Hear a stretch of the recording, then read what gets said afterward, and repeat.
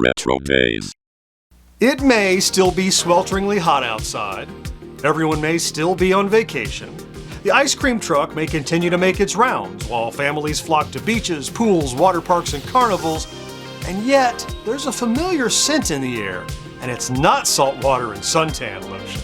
No, this aroma is that of stationery and books. It stinks of new clothes and boredom. Worse, the smell is growing more intense with every passing day because come next week, summer is officially over and you'll be back to school.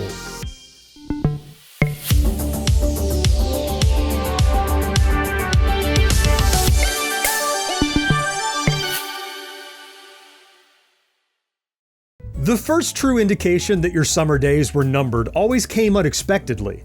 You'd be sprawled out on the floor watching the newest episode of Beetlejuice, the animated series, when a commercial break interrupted the show. But this wasn't any commercial.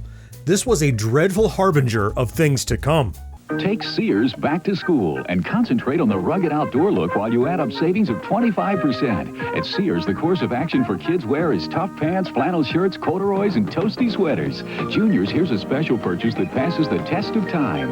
Classic crew neck sweaters, easy care at only $6.99 each. And when the subject's the great outdoors, save on sports shirts, rugged Roebuck jeans, and men's hiking boots, sale priced at $19.99. For back-to-school fashions, you can count on Sears. Those infernal back-to-school sales always seem to start far earlier than they should, and it wasn't fair. Summer had only just started and you still had so much to do.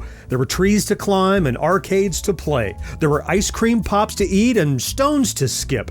How could it almost be over? Hammering the final nail in your coffin, your mother or father would walk into the room and say, "We're going shopping tomorrow. You'll probably need an entirely new wardrobe for school this year." Wardrobe? Oh, good grief. This was going to be terrible. Whoa. Hold on there a minute, John. Terrible? Have you lost your ever-loving mind? I mean, I'm just reading what Tony wrote, but... No excuses, Atari boy. You said what you said. As for me, I loved back-to-school shopping. I wanted Lisa Frank everything in elementary school. They plastered rainbows, hearts, music notes, teddy bears, unicorns, stars, and glinting jewels on every conceivable school supply, and I was there for it. Each year was a new and exciting opportunity to discover unique items and styles. I even went as far as creating a different theme every August by choosing matching back-to-school gear. So, how about you plaster a few Lisa Frank stickers to your face and play nice? Okay, fair enough. I can admit when I need to be a bit more open-minded. And now that I think about it, I did always enjoy getting to choose a new pair of sneakers. While Payless probably wasn't the first place most kids thought of for shoe shopping, your parents would start working you over trying to sell you on the cheap footwear. They may have even convinced you that the pair of XJ900s or Pro Wings with the Velcro straps were just as good as Reebok or Nike, and you believed it right up until that first step into your junior high when the merciless bullying began. The only thing worse than being a Payless kid was being called a blue light special Kmart shopper. I don't know how middle grade kids knew so much about fashion, but they never failed to spot a budget ensemble. If you valued your street cred, you did everything in your power to steer your parents to Foot Locker for a pair of Reebok pumps.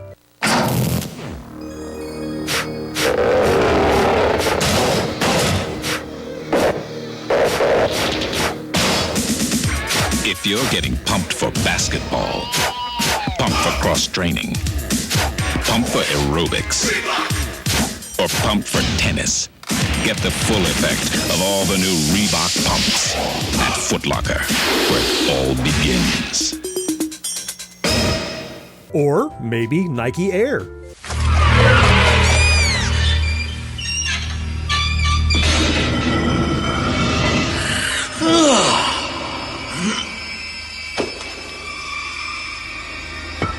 Wake up! Let's go. Ready? Yeah. Go.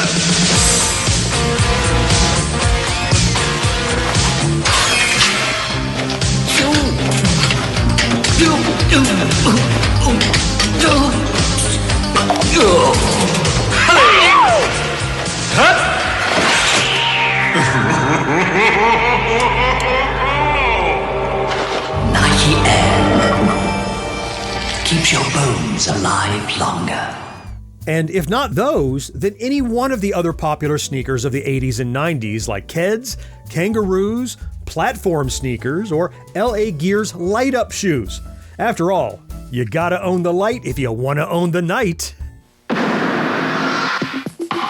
Powerful, this is a powerful shoe. It's pretty serious. Light Gear by LA Tech. I think it's an upper class of sneakers on the court. That is real cool. I wonder who thought of this. Some big college AAA master's degree having. There must be some brainy mugs. If people start having too much fun with this, they're gonna ban it. Gotta own the light if you wanna own the night. Whoa, whoa, whoa. Wait just a second there, trigger finger. Before you buffer past my 15-second pitch, consider expelling less energy to like this video, subscribe to the channel, and activate our notification bell. Your reward will be even more of me. And a brand new retro topic every Saturday, which that's nice too, I guess. Another devious trick our parents might have played on us was shopping at Kids R Us, because so often the Kids R Us was right next door to, you guessed it, Toys R Us. And seriously, what a monstrous twist of fate to pull into the parking lot of a Toys R Us only to veer into a clothing store. Change, pose in your Kids R Us clothes.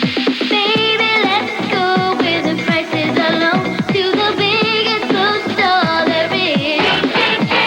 However you dress, you can do it less. Change into a Kids R Us kid. Kids R Us has a clearance, the best in town, 25% off on clothes marked down for a limited time. 25% more is taken off these clothes in the store. Change into a Kids R Us kid. To be fair, they did have a few kiosk games to play. You can see one in the commercial called The Dream Machine, and there were a couple others like a fortune teller and a tic-tac-toe style game that would light up. Sadly, information about these games is hard to come by, and my own personal memory of them is rather vague. If your parents were low-key diabolical, they would use the proximity of Toys R Us to bribe you into being obedient while clothes shopping. If you were good, they'd promise, you could choose a single toy from Toys R Us. Diabolical though it may be, it also worked. That isn't to say there weren't any fashion trends that we weren't keen to model on the first day of school.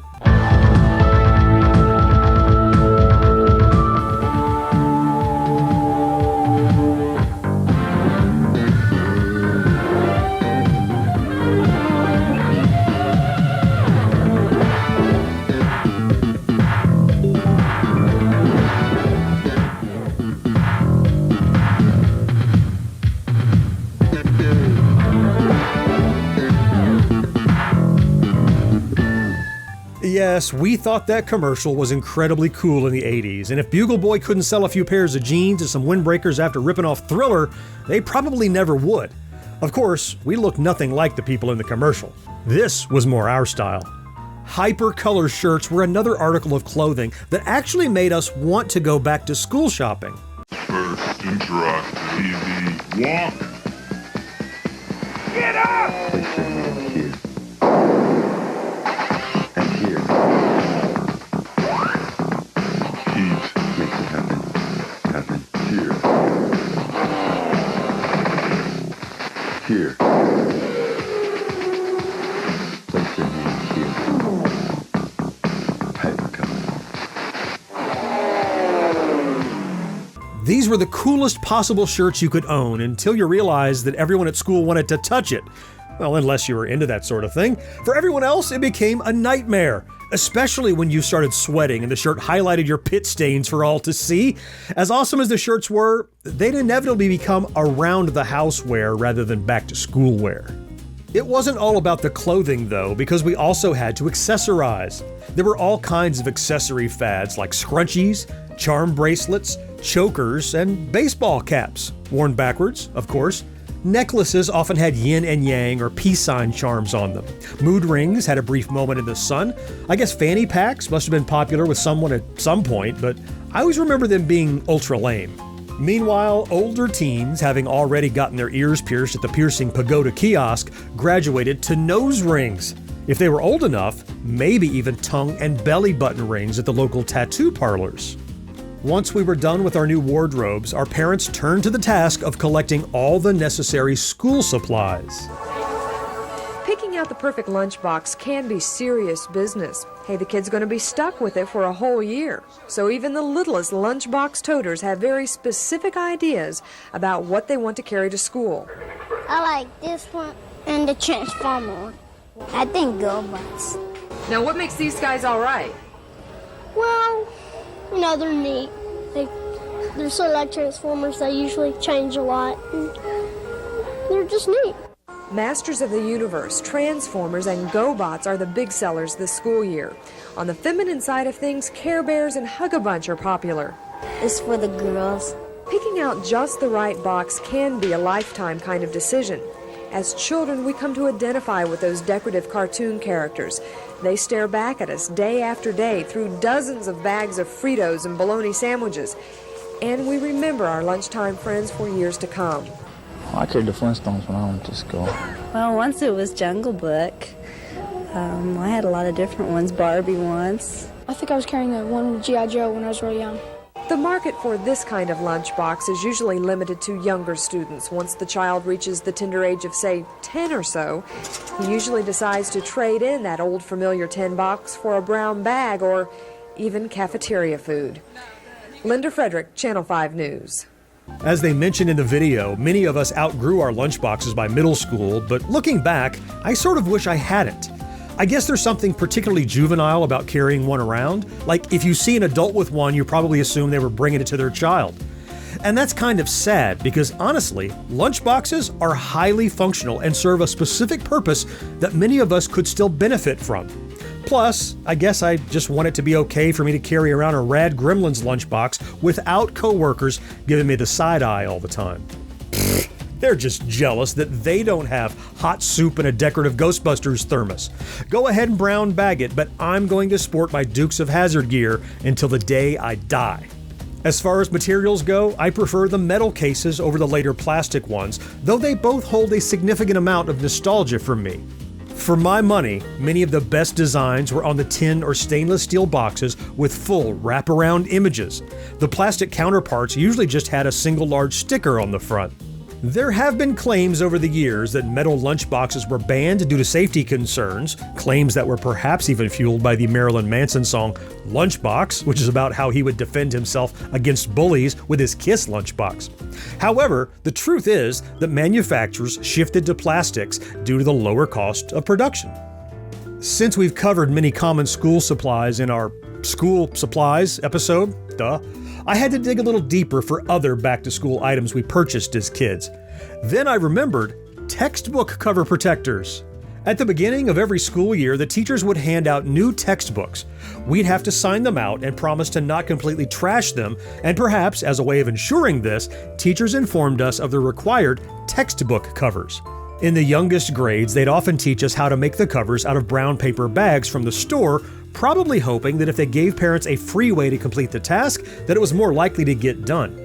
Of course, if you were one of the kids with those sad brown-covered books, as I was, you probably used colored markers or crayons to decorate the heck out of those dingy things. The luckiest of us, however, got to buy book covers, which, like most school supplies, came in a variety of designs. They weren't the most sought after of school supplies, but they were often that little extra pizzazz you needed on a long school day. After talking about the variety of back-to-school shopping experiences we had as kids, I have to admit, I think Alyssa was right. Even though there was often a sense of sadness for the passing of summer, there could also be a lingering excitement for returning to school, seeing your classmates again, and yes, getting to buy new stuff to show off to your friends. Of course, everyone's experience is different, which is why I have to ask, did you enjoy back-to-school shopping or did you dread it? What were some of your favorite things to buy in preparation of the new school year? Well, I'd love to hear about it down in the comments. And if you enjoy our content, please consider liking this video, subscribing to the channel, and maybe even activating that ubiquitous notification bell. It really does make a huge difference. Let's meet again next week to celebrate yesteryear right here on RetroDaze. Clicky clacky.